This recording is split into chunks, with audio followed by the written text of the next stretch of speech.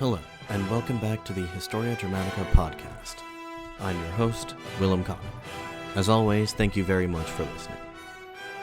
In the last episode of our series on the Meiji Restoration, we continued to cover the fallout from the arrival of Commodore Matthew Perry to Japan in the year 1853.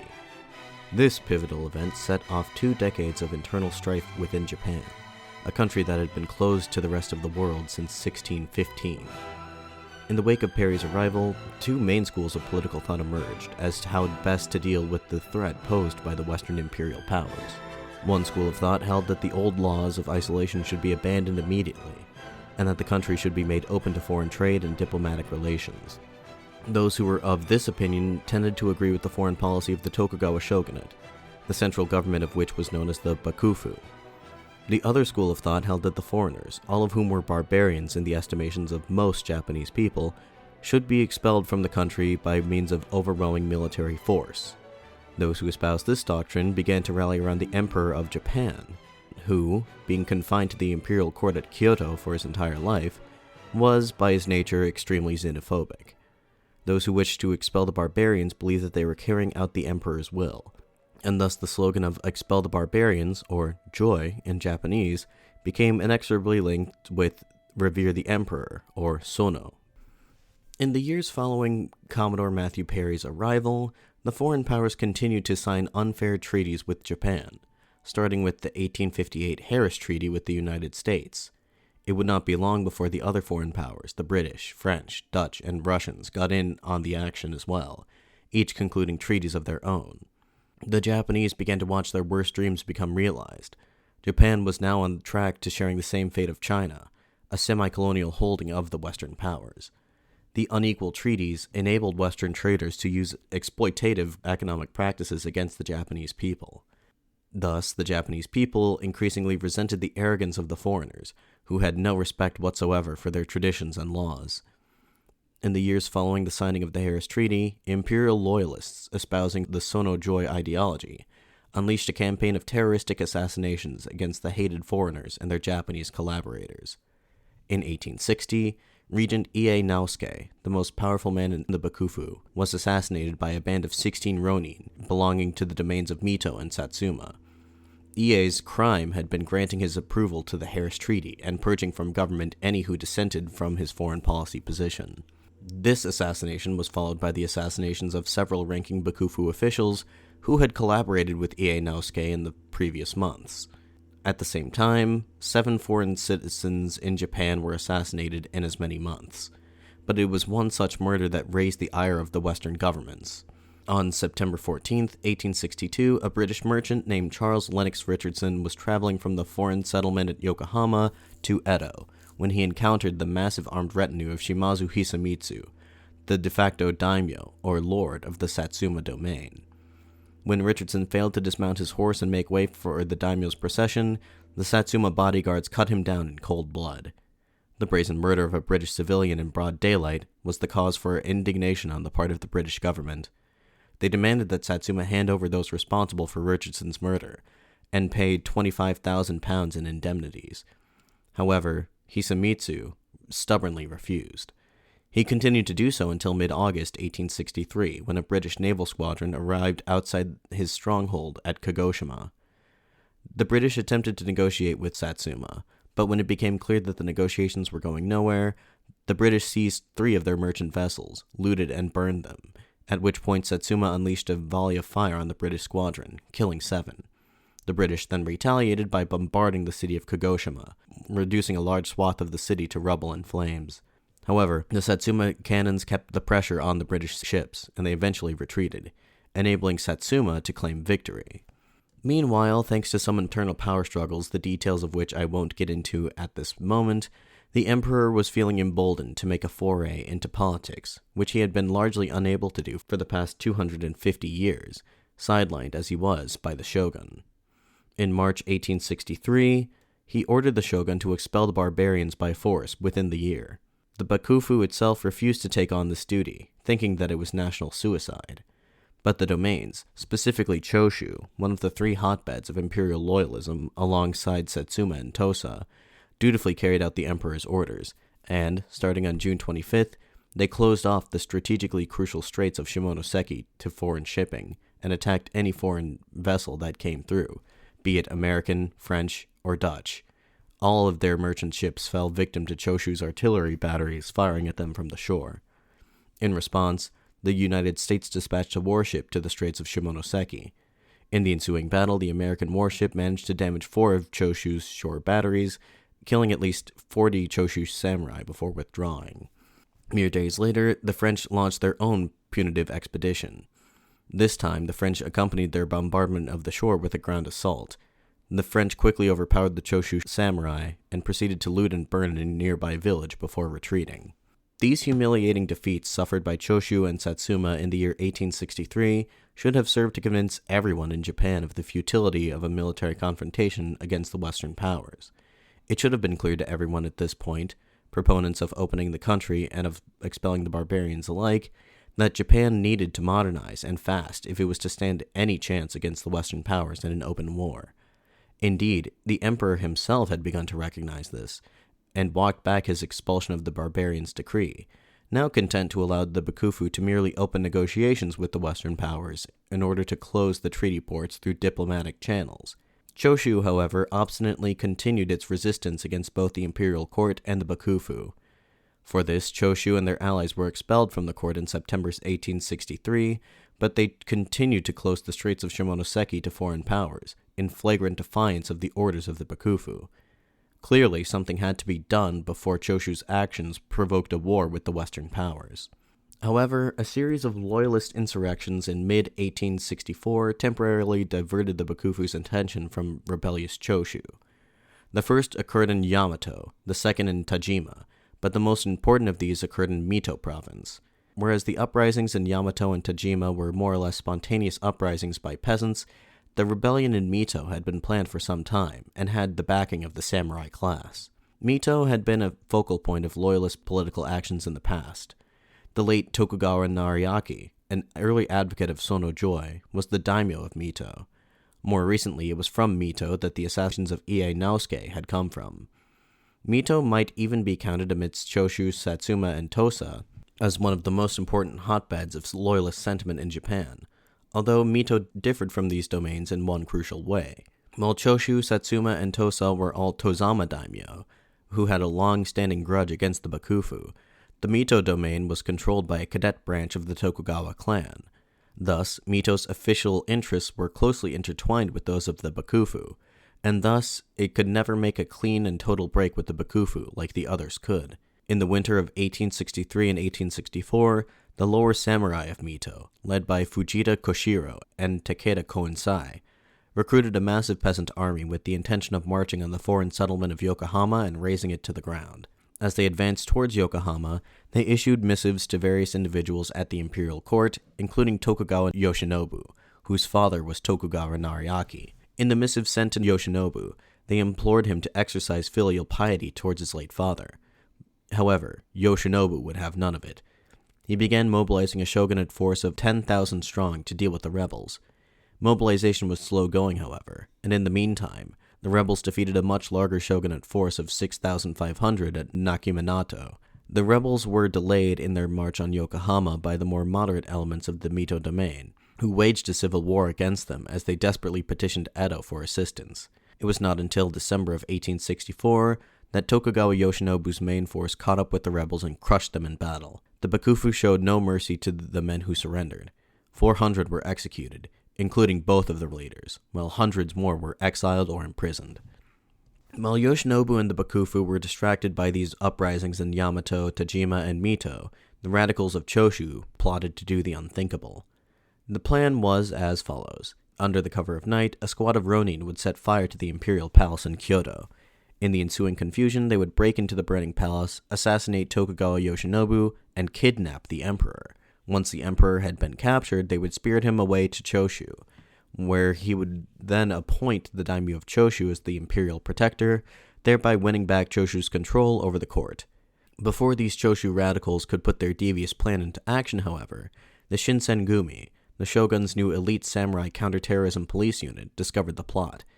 They arrested one of the ringleaders, who, under pain of torture, gave up the location of the remaining conspirators. the Ikedaya Inn in Kyoto. 30 officers of the Shinsengumi moved to raid the inn and arrest the 20 or so rebels within. It was late at night, and the conspirators were caught completely off guard. 8 were killed in the ensuing combat, while the remaining 12 fled through the back door. Some committed seppuku rather than being taken alive, while others were arrested by the Shinsengumi shortly afterwards. News of the failed coup reached Chōshū quickly. The daimyo of Chōshū dispatched an army of 1,700 men to Kyoto to protest the domain's innocence. They surrounded the gates of the imperial palace. However, this move was not unprecedented. A large contingent of Satsuma samurai were guarding the palace that night. A tense standoff ensued at the Hanaguri Gate. Fighting broke out early in the morning of August 20th between the Chōshū forces and forces defending the imperial palace. In the course of the fighting, bullets fired by the Chōshū samurai struck the side of the building containing the imperial throne. Tokugawa Yoshinobu himself described the scene within the imperial palace, quote, "When I reached the vicinity of the gate, someone shot at me with a rifle. I had to withdraw deeper into the palace. Court nobles, their headdresses wrapped up in sashes, were frantically running around. Palace guards, clad in full armor, wielding swords and spears, wandered about, waiting for the order to take the fight to the aggressors." End quote. With the emperor's safety in danger, Tokugawa Yoshinobu moved to take decisive action. He assumed command over the men guarding the palace and ordered his artillery to bombard the Takatsukasa residence, where the Chōshū were holed up. The bombardment was followed by an all-out assault on the building, where the Chōshū samurai fought valiantly but were severely outnumbered. 400 of them lay dead by 3 in the afternoon that day, while only some 60 imperial guardsmen were killed. The army of Chōshū, nursing their wounded egos, slunk back to their domain. The worst damage was to Kyoto itself. In the course of the fighting, a fire started which quickly spread throughout the city, mostly made out of wood. Official estimates placed the number of buildings destroyed by that fire at 28,000. This whole affair is known to historians as the Kinmon incident. Chōshū's blatant aggression during this incident had potentially endangered the safety of the emperor, practically an act of high treason. Chōshū had earned the distinction of enemy of the emperor, and now practically all of Japan wished to see them chastised. Immediately following the Kinmon incident, the Bakufu put out a call to 23 different clans to assemble their armies for a punitive expedition against Chōshū. Concurrently to this, a multinational squadron consisting of 9 British, 3 Dutch, 1 American, and 4 French ships assembled in Edo Bay with the intention to attack Chōshū so as to reopen the Straits of Shimonoseki to foreign shipping. The foreign powers were eager to punish Chōshū for its insolence, but at the same time were anxious to avoid a war with the Bakufu, so they informed the Bakufu in advance of their plans. The Bakufu did nothing in its power to avert an attack by foreigners on its own sovereign territory. The Bakufu not only tacitly agreed to the Western powers' plans, but actively aided them, providing them with maps of the area surrounding Shimonoseki. And so it was that the punitive campaigns of the Bakufu and the foreign powers coincided with each other in September of 1864. Chōshū had been preparing for this eventuality, however. It had been steadily building up its strength since it was first expelled from the imperial court in the coup of September 1863. Standing alone as the last beacon of Sono-Joy ideology and radical imperial loyalism, Chōshū attracted loyalist partisans from across Japan, including the surviving leaders of the 1864 rebellions in Yamato, Tajima, and Mito. Chōshū quickly sought to rebuild and update its military in the wake of their defeat by the foreign powers at the First Battle of Shimonoseki. Chōshū rebuilt its destroyed artillery batteries and built more. They initiated military reforms, which involved the creation of new military units consisting of a mix of peasants and samurai. Chōshū had no shortage of willing recruits, given the steady stream of loyalist refugees streaming into the domain. The most prominent of these new military units was the Kihei-tai, meaning irregular regiment. The Kihei-tai was made up mainly of peasant recruits and lower-class samurai, although within its ranks there were no distinctions made between the classes. What really set the Kihei-tai apart, however, was the fact that it was equipped in the Western style and trained along Western guidelines. The organizing principles of the Kihei-tai would prove to be very influential on Japanese military organization in the future, not only in the Civil War that was soon to follow, but also well into the Meiji era itself. All of Chōshū's preparation could not have saved it from the coming storm, however. An attack from either the foreign powers or from the Bakufu, Chōshū believed it could manage, but both at the same time was a different story altogether.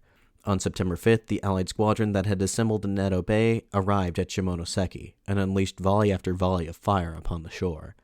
Chōshū's main artillery batteries were destroyed within a matter of minutes. Nevertheless, the Chōshū warriors kept up the fight for 4 whole days. On the second day of fighting, 2,000 Allied troops landed ashore to engage 2,000 Chōshū soldiers. The Chōshū soldiers fought valiantly, but they were severely outgunned. The Allied soldiers wrecked the remainder of Chōshū's cannon batteries once ashore. As the battle slagged on, the Kihei-tai commander ordered his spearmen to charge the enemy lines in a final desperate attack. They were slaughtered almost to a man. After 4 days of intense fighting, the Chōshū surrendered and were forced to the negotiating table. As per the terms of the settlement conducted between Chōshū and the Western powers, Chōshū was forbidden to repair their coastal artillery batteries or to construct new ones. They were forced to reopen the Straits of Shimonoseki to foreign shipping, and to pay the equivalent of $3 million in reparations. The stated reason for the indemnity was that it was a ransom for the town of Shimonoseki, which the foreign powers claimed was well within their rights to raze to the ground. The real reason for the indemnity, however, was to raise the pressure on the Bakufu to allow for the treaty ports to remain open, because it was well known that the Bakufu would be unable to foot the bill. With that business out of the way, it was now the Bakufu's turn to exact vengeance upon Chōshū. The same day as the Third Battle of Shimonoseki began, the Bakufu force assembled at Osaka set out for Chōshū, led by the shogun Iemochi himself. 22 different domains, including Satsuma, were represented in the punitive force of 15,000. Given the current state of Chōshū's defenses, they could not have possibly hoped to hold out against the shogunate forces for long. Fortunately, Chōshū was spared the worst humiliation thanks to the intercession of Saigo Takamori of Satsuma. Saigo was one of the radical loyalist leaders in Satsuma, and in the decade following Perry's expedition he had made quite a reputation for himself as one of the most fierce, charismatic advocates of imperial restoration within the Satsuma domain. He and his more moderate lord, Shimazu Hisamitsu, had somewhat of a rocky relationship, but ultimately Saigo's massive popularity within Satsuma meant that he always had the daimyo's ear. Now he made his entry into national politics as a staff officer in the Chōshū punitive expedition. There had been bad blood between Chōshū and Satsuma for some time now. In general, Chōshū's radicalism did not gel well with Satsuma's moderation. Ever since the coup of September 1863, Chōshū and Satsuma had been at each other's throats, jockeying for influence at the imperial court. Satsuma had ample reason to see Chōshū crushed right then and there, but at the last moment, Saigo Takamori spoke up as the voice of reason. In the wake of the Third Battle of Shimonoseki, Chōshū was on the brink of civil war, as radical lower-class samurai, represented by the irregular military units such as the Kihei-tai, moved against the more conservative forces in control of the domain's government. Saigo believed that it made no sense for the Bakufu to waste their precious military strength fighting Chōshū, when Chōshū could basically fight itself. Saigo proposed such a course of action to the shogun, who authorized him to negotiate with the Chōshū government on his behalf. Under the terms presented by Saigo, Chōshū was to hand over the 7 men deemed most culpable for the attack on the imperial palace and issue a formal apology for the incident. They were also made to work to disband the irregular military units that had become such a source of contention. Chōshū's government had little choice but to accept. The Bakufu was more or less content with this outcome, and so the expedition was officially called off, and its armies marched off back to their various domains.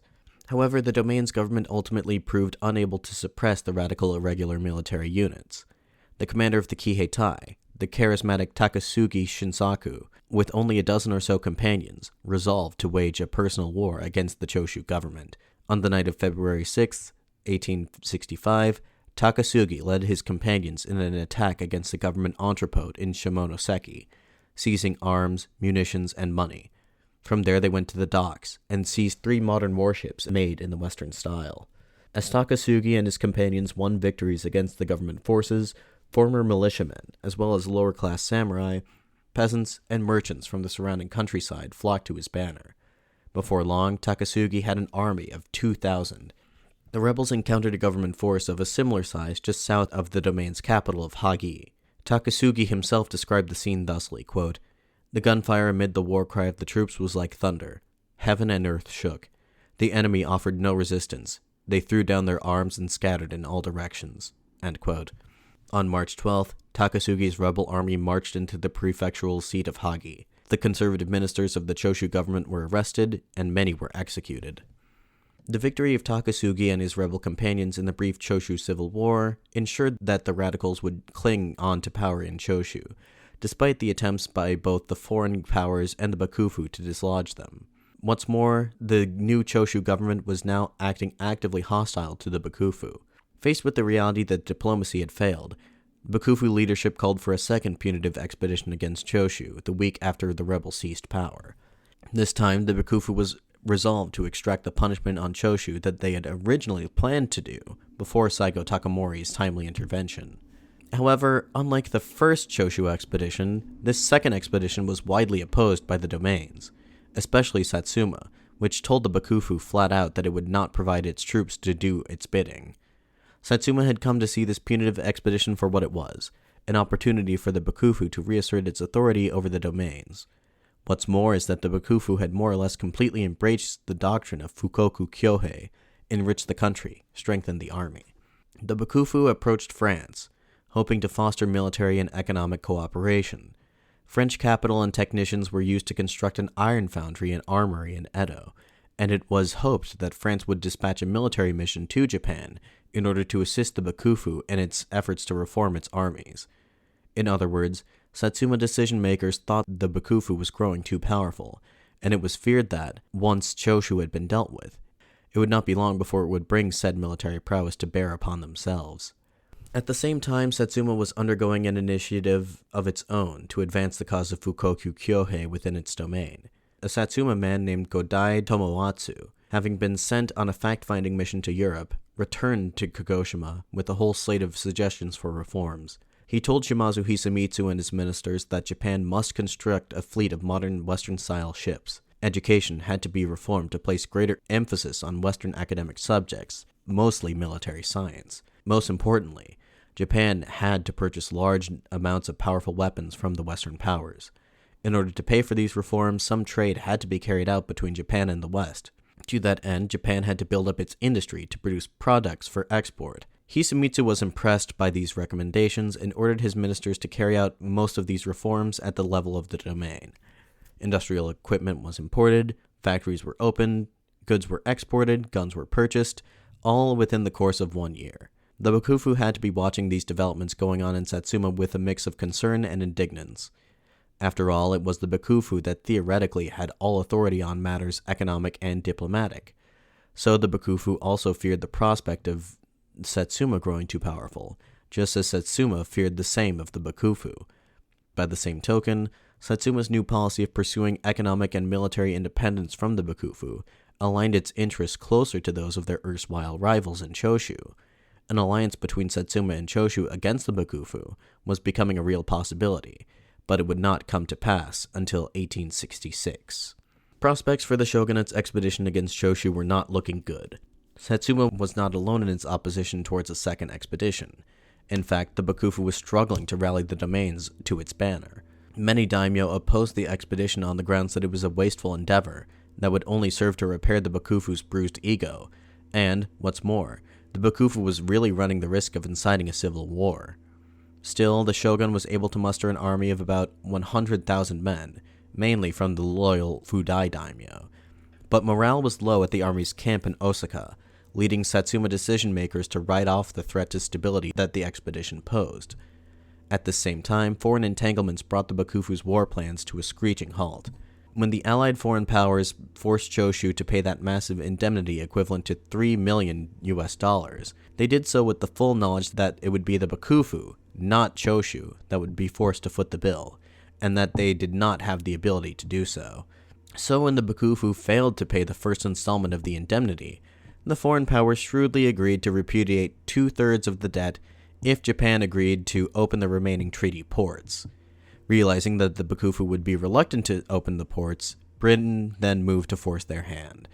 Instead of relying on the Bakufu's cooperation, British diplomats now sought the Emperor's approval of the unequal treaty. As I'm sure I've made a point of saying before, the very notion of foreigners negotiating with the Emperor directly was simply unthinkable. The strategy of negotiating directly with the Emperor had multiple purposes. For one, Having captured a cache of Japanese documents during the Shimonoseki campaigns, the British had discovered that the emperor was the focal point of anti-foreign sentiment in Japan. If they could get him to disavow this position by granting his approval to the treaties, anti-foreign sentiment in Japan would be effectively neutralized, allowing the British to conduct their business within the country unmolested. Secondly, British officials must have recognized that the days of the shogunate were numbered. Therefore, they sought to nurture relations with the Bakufu's opponents, including Chōshū and Satsuma, as well within the imperial court, so that when civil war did break out, the British would already have strong relations with the new chief political powers within Japan. Britain's rivals, France, likely also realized the perilous position of the shogunate, but reached the opposite conclusion. Having already cultivated military and political ties with the Bakufu, France wished to prop up the shogunate so that their allies would remain in positions of power. So while America and the Netherlands gave their approval to Britain's plan to bypass the Bakufu and to go right to the emperor, France dissented, at least initially. Britain's plan produced the intended result, however. Ultimately, there was no need for them to go to Kyoto themselves because the Bakufu, dreading the prospect of foreigners being in the emperor's presence, applied the appropriate pressure to the imperial court, which resulted in the emperor granting his official approval to the unequal treaties. The Bakufu had hoped that being granted the imperial seal of approval would shore up relations with the domain, but it had the exact opposite effect, at least as far as Satsuma was concerned. Satsuma believed that the imperial edict to open the ports was, in the words of Saigo Takamori, quote, contrary to justice, for an imperial order that is against justice is not an imperial order and need not be obeyed, end quote. For one, those in Satsuma recognized that this decision was not that of the emperor alone, but rather that of the Bakufu, which had unilaterally bypassed all the domains in order to enact their political will, the will to collaborate with the foreigners, no less. There was an increasing belief within Satsuma that the Bakufu could not be relied upon to provide national defense in the event of war against the foreign powers, as evidenced by its machinations against Chōshū and its own collaboration with the foreign powers. Thus, it fell to Satsuma and the other domains to redouble their efforts towards national defense, to carry out Fukoku Kyohei, enrich the country, strengthen the army. In light of recent events, a new phrase had become increasingly associated with the slogan of Fukoku Kyohei, Tobaku, or down with the Bakufu. Overthrowing the Bakufu came to be seen as a means to enrich the country and strengthen the army. Given recent developments, the prospect of an alliance between erstwhile rivals Chōshū and Satsuma against the Bakufu did not seem nearly as far-fetched as it would have just 2 years prior. And, as it just so happened, one man had been working towards this end for quite some time, Sakamoto Ryoma, a ronin formerly of this Tosa domain. Sakamoto Ryoma is quite an interesting character. As I said, early in his life he had sworn allegiance to the Tosa domain. He had become an early supporter of the Sono-Joi movement and was very active in the Tosa loyalist movement. He was a close friend of Takechi Hanpieta, the man who had orchestrated the assassination of Tosa's regent, Yoshida Toyo, and subsequently orchestrated the campaign of terroristic assassinations that had rocked the imperial capital in 1862. Sakamoto eventually split from Takechi due to differences of political opinion. That same year, Sakamoto left the domain, becoming a ronin, and headed for Kyoto, associated with like-minded imperial loyalists. Sakamoto's deeply held anti-foreign sentiments led him to oppose any influences he perceived as being modernizing or westernizing. This was, of course, before the battles of Kagoshima and Shimonoseki had convinced most Sono-Joi advocates of the urgent need for modernization. It is for this reason that Sakamoto had attempted to assassinate Katsu Kaishu. Katsu was one of Japan's earliest and foremost proponents of modernization, having been convinced of the need for it, essentially from the very moment that Commodore Perry had arrived in Edo Bay. Katsu was one of the first students at the Nagasaki Naval Academy, which was founded by the Bakufu in 1855 in an effort to modernize Japan's navy. Katsu quickly learned the ropes and became the captain of Japan's first modern naval vessel, the Kanrin Maru. It was Katsu that had captained the first government-sanctioned overseas mission in the history of the Tokugawa Shogunate, escorting a diplomatic mission from Japan to the United States. When the Nagasaki Naval Academy was shuttered in 1859, Katsu went on to found and direct the Kobe Naval Training Center in 1864. Anyway, Sakamoto Ryoma sought to assassinate Katsu Kaishu for what he perceived as being his negative influence upon the country. Sakamoto failed in his mission. His target was able to then persuade Sakamoto of the necessity for Japan to modernize in the face of the foreign threat, after which the heretofore aimless Ronin Sakamoto became Katsu's apprentice.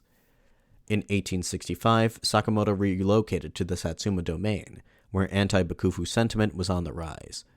Sakamoto became convinced of the need for the domains to band together against the Bakufu. If two of the most powerful domains, Satsuma and Chōshū, could put aside their long-standing rivalry, they could easily unite against the Bakufu and restore the supremacy of the emperor. Sakamoto's opportunity came in the spring of 1865, when Saigo Takamori opted to negotiate with Chōshū in advance of the Bakufu's first punitive campaign. The next year, Sakamoto arranged for a meeting between Saigo Takamori and Okubo Toshimichi, both prominent leaders in Satsuma, and Kido Takayoshi, the man who had served as the liaison between the radicals and conservatives within Chōshū.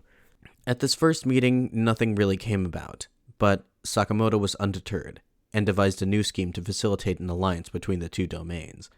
Sakamoto Ryoma, ever the inventive one, founded a company known as the Kameyama Company in Nagasaki in late 1865. The Kameyama Company, also known as the Kaientai, was envisioned as half trading company and half private navy. It also has the distinction of being Japan's first corporation. The Kameyama Company is relevant to our narrative because Sakamoto planned to utilize it to buy weapons from the West and transport them to Chōshū in advance of the Bakufu's second punitive expedition. That way, by using Satsuma to indirectly aid Chōshū, the Kameyama Company was subsidized by the Satsuma government. Sakamoto hoped to foster goodwill between the two. Ultimately, his plan worked. In the months that followed, Chōshū was able to purchase, through the auspices of Satsuma, 7,000 European-produced rifles and a British steamer named the HMS Union, which was rechristened to become the Ichu Maru. Later on, when Satsuma asked Chōshū for rice from its storehouses to provision its troops, Chōshū was more than happy to provide. The final details of the Chōshū-Satsuma alliance were hammered out in secret over a few days in early March 1866. At these negotiations, Satsuma was represented by Saigo Takamori and Okubo Toshimichi, and Chōshū was represented by Kido Tadayori. These three men are collectively known in Japan as the three great nobles of the Restoration. The terms of the alliance were as follows. Chōshū and Satsuma agreed to come to the aid of each other in the event of military aggression from the Bakufu. In the event that Chōshū won the upcoming war with the Bakufu, Satsuma would work to secure an imperial pardon for the charges against them. In the unlikely event that Chōshū should lose, Satsuma would still try to obtain said imperial pardon, since they were confident that Chōshū would be able to hold out long enough for them to do so. Finally, the two promised to cooperate in the project of imperial restoration once they had overthrown the Bakufu. It goes without saying that the formation of the Satsuma-Chōshū alliance, or the Sacho alliance as it is often called, was a major turning point in Japanese history. Never before in the history of the Tokugawa Shogunate had two individual domains banded together against the central Bakufu. In fact, the entire Bakufu domain system had been set up with the express purpose of preventing such an eventuality. Now, the unthinkable had occurred, and it had effectively cemented the end of the Bakufu. Chōshū's alliance with Satsuma paid off almost immediately.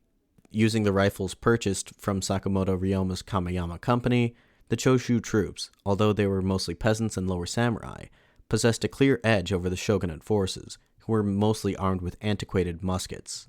Chōshū forces also had a greater morale than the shogunates. The men of Chōshū were backed up against the wall, fighting for their very survival against the forces of the decrepit, corrupt Bakufu and their allies, while multiple sources attest to the low morale among the shogunate troops. In March, just after the conclusion of the Satsuma-Chōshū alliance, the Bakufu issued its final demands to Chōshū. Per their demands, the daimyo of Chōshū was to abdicate, and the Chōshū domain was to be reduced to 1/7 of its current size. Chōshū was confident of victory and steadfastly refused the Bakufu's terms. By this time, however, shogunate forces had surrounded Chōshū on 4 different fronts: to the east at Hiroshima, to the northeast at Iwami, Kokura to the east, and to the southwest at Kaminoseki. The Second Chōshū campaign kicked off on June 7, 1866, when the Bakufu's navy seized the islands of Oshima, Takasugi Shinsaku, the leader of the rebels during the brief Chōshū Civil War, was in command of Chōshū's navy, which at the time consisted only of some 5 ships, however, all constructed in the modern Western style. Takasugi's fleet encountered the Bakufu's navy off the coast of Oshima. There were 4 ships total, 3 of which were modern, but all of which were much larger than even his biggest ship. Takasugi, demonstrating the boldness for which he was known, maneuvered his flagship into the midst of the enemy squadron in the dead of night and launched a surprise attack. The fight carried on for a day and a half, after which point the Bakufu's navy retreated and allowed Takasugi to recapture Oshima. Meanwhile, at Hiroshima, one of Takasugi's underlings, Kawase Yasuhiro, led Chōshū's armies against the combined shogunate forces. Chōshū easily repelled the shogunate's initial attack and launched a counterattack, penetrating deep into the Hiroshima domain before the daimyo of Hiroshima intervened on behalf of Chōshū. On the northeastern front, Chōshū troops effortlessly pushed into the domain of Hamada, prompting the daimyo of that domain to burn his castle and flee. Fighting broke out on the southwestern front sometime later. The shogunate, with a foothold on the island of Kyushu, aimed to cross the vital straits of Shimonoseki and attack Chōshū from there. Takasugi Shinsaku, having finished his naval operation, took command of the Chōshū forces on the southwestern front. He launched a preemptive strike against the castle of Kokura on the Kyushu side of the strait. Only 1,000 Chōshū men faced about 20,000 shogunate troops.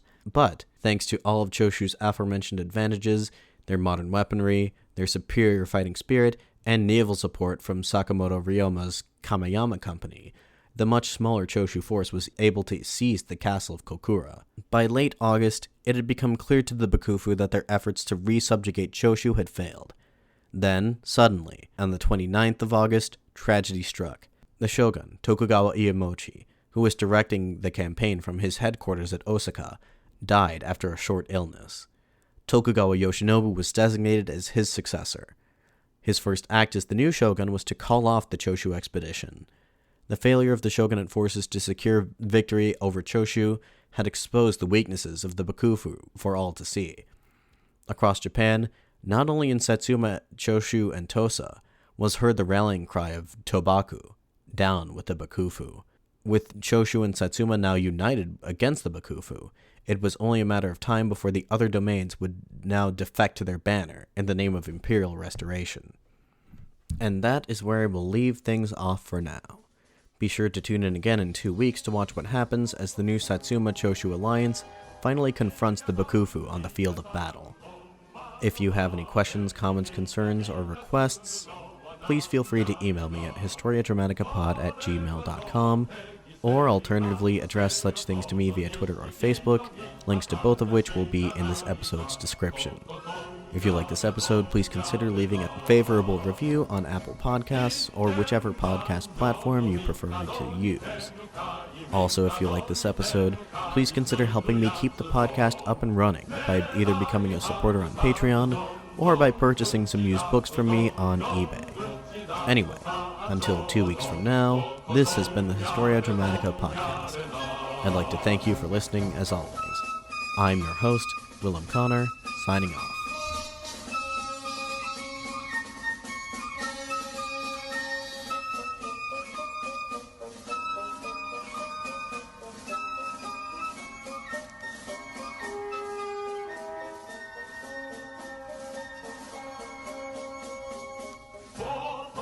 King